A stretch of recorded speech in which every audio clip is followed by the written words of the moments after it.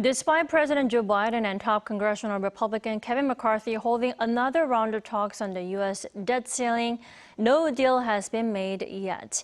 But both sides remain optimistic that a deal can get done by the end of this week, with Biden set to shorten his Asia trip to continue to focus on the talks. Our Seung-jae has more.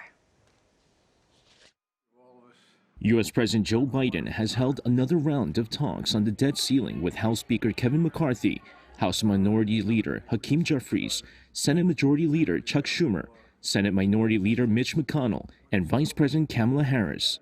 While Biden and the congressional leaders failed to strike a deal on raising the debt ceiling once more to avoid the worst-case scenario of a U.S. default, there's optimism in the air as McCarthy says a deal could happen by the end of this week. The Democrats, however, were not as optimistic of a deal being reached in that time frame, but they called the meeting productive and direct.